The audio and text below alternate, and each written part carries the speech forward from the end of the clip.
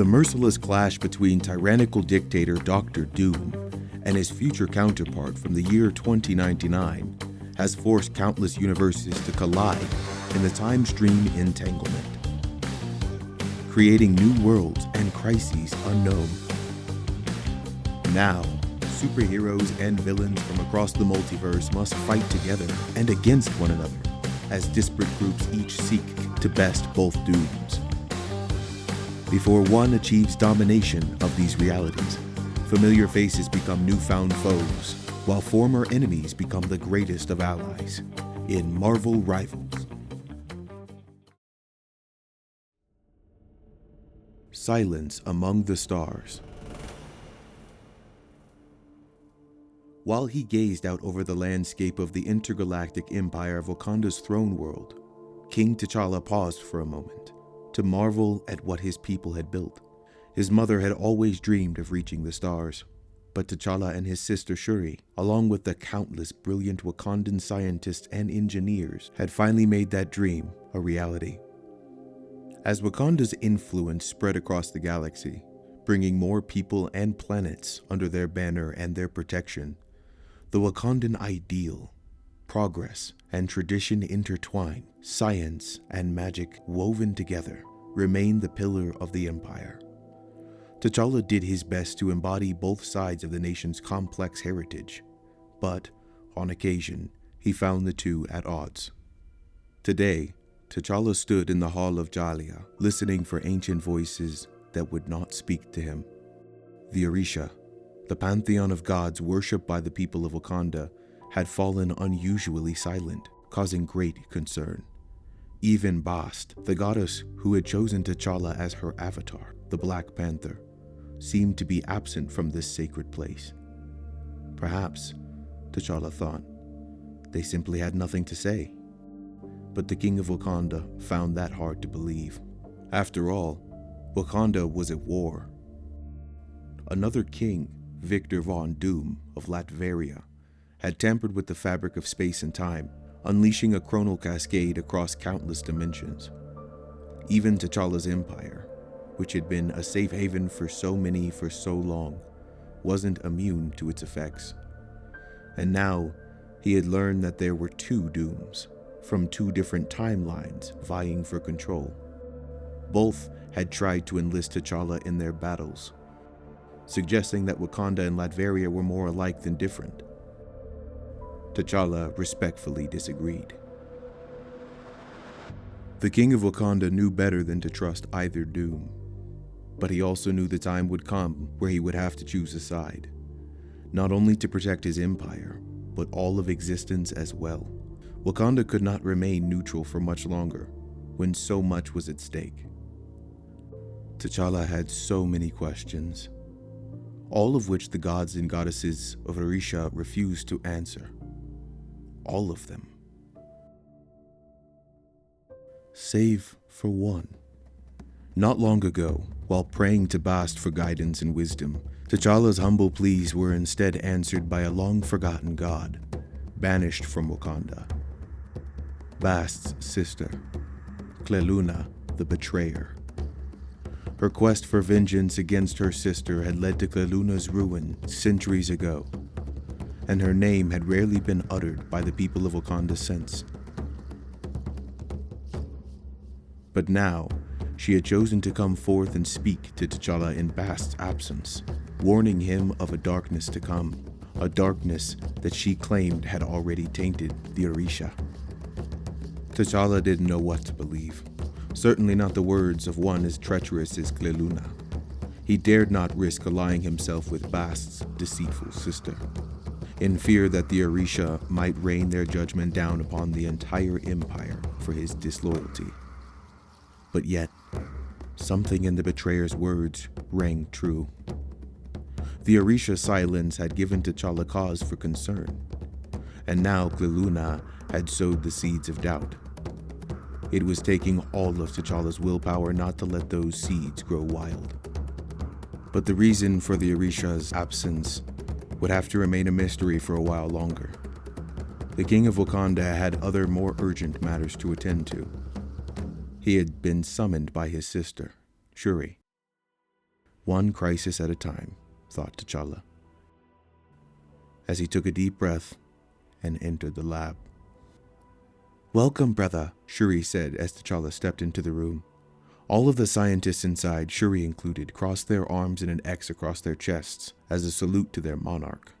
"Sister," T'Challa responded with a smile and a salute of his own. The two had not agreed on much these past weeks since the time stream began to disintegrate, but he still had a deep love for his sister, and even deeper respect for her work. "Were you off brooding in the Hall of Jali again?" Shuri asked. "Waiting for guidance," T'Challa said. "Your people are waiting for you to guide them," Shuri responded. "And I think I can help. I have been gathering data about the time string entanglement." "Data does not always tell the whole story, sister," T'Challa said. As he spoke, he was fully aware of the irony of his statement. He was currently withholding critical data about Kiluana and her claims that the Orisha had fallen into some dark corruption. Yet, he decided to keep that information under wraps for the time being, at least until he knew for sure. He did not wish to distract his sister from her efforts, and did not wish to bring the full fury of Bast down upon him. "This data tells us enough," Shuri continued, fully aware that her older brother was holding something back. But she didn't have time to coax secrets out of him. There was science to be done. "I have been consulting with Reed Richards and Tony Stark from the other Chronoverse on their plans for a time stream reintegration device," Shuri continued. "And I think we are close to a breakthrough. With your brilliant mind at their disposal, I would expect nothing less," T'Challa responded proudly, placing a hand gently upon his sister's shoulder, but he could sense an unusual tension in her body. He knew she was about to ask for something, and that it was something she already knew her brother would not like. "Reed and Tony have a theory," Shuri began slowly, each word carefully calculated. "A theory that I believe has some merit."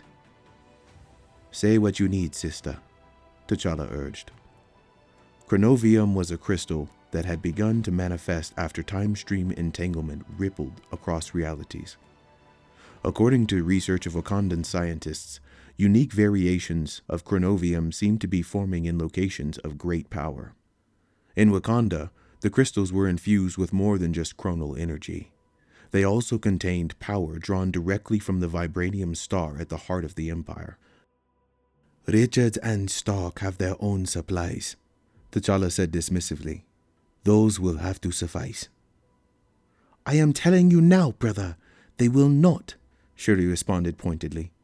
Beginning to lose her patience, the fate of multiple universes hinged on her collaboration with Earth's heroes. This was no time for her big brother to be his usual stubborn self. "This is not just an exercise for Stark to get his hands on Wakanda's toys," Shuri continued. "I have run the numbers independently. The TRD can restore our dimension to its proper state, but it needs a power source greater than what standard chronovium can supply." "The answer is no," T'Challa said firmly. "Then the question is why?" Shuri said, pushing back. Whatever T'Challa was hiding from her, she wasn't about to let it bring about the end of all that is. If there was a way to get through to her brother, as there always had been in the past, she had to find it. "I cannot say," T'Challa replied. "Not for certain, at least. But I have reason to believe that there is greater darkness awaiting us, Shuri. Something even the gods themselves may not be able to protect our people from. For now, this is a matter I must face alone," T'Challa replied. "How many times must I remind you, brother?" Shuri asked. "You are never alone, and neither are we. Wakanda is no longer an isolationist nation. We are a galactic force. If we wish for this empire to stand, we must begin to act as such and lead by example. That starts by sharing our research and resources with those in need."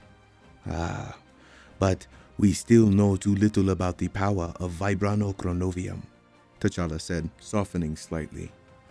"We cannot risk it falling into other hands, even trusted ones, until we do." "But," Shuri interjected. "But," T'Challa continued, You have my permission to further your research on these crystals in hopes that we can safely unlock their secrets in order to pass them along. And until then? Shuri asked.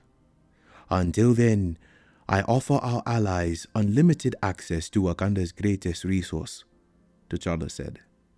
You. Shuri wanted to scream in frustration at her brother, but instead she bit her tongue and took the compliment.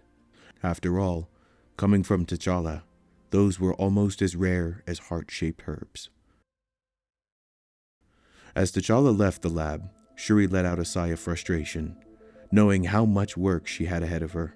But the king himself breathed a sigh of relief, knowing the fate of the Empire was in good hands, at least for the moment. With Shuri busy researching chronal crystals and engineering universal solutions, T'Challa could turn his full attention to the larger threat looming on the horizon.